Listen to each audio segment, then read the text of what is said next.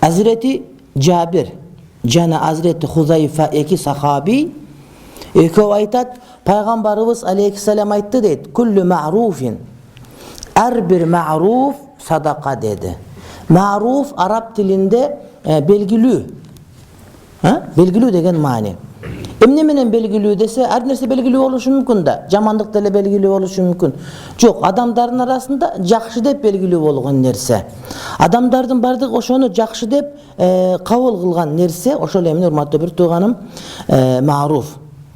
Misal üçün jardan bergen, je kuluktun özünün jakşılığı menen, je kıymıl hareket jana sözdөрдөн ошондо Аллахтын ыраазылыгы бар деп билинген нерселер.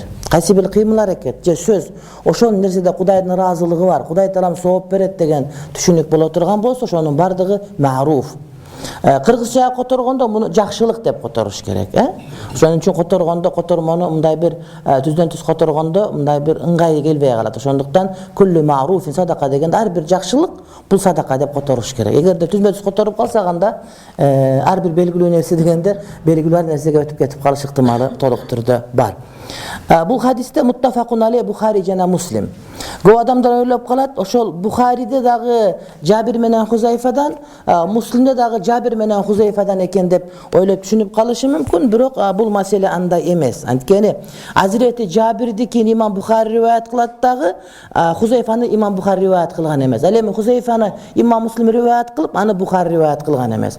Бул жерде Жабир менен Хузайфадан пайгамбар айт деп келтирип, muttafaq aleyh Bukhari Muslim деп койсо, экөө тең экөөнү риваят кылган деп ойлоп калат. Демек хадистин санаты muttafaq aleyh эмес. Жабир Имам Бухаринин санатында келет, ал эми Хузайфа Имам Муслим санатында келет, бирок мааниси muttafaqun aleyh. Анткени экөөндө тең бир эле маани камтылынган. Мындай сөздөрдү кээде арасында кошуп айтып кетип аткан, албетте кээде зеригерлик болот, бирок сабактарды угуп аткан сырттагылар башкалар бар.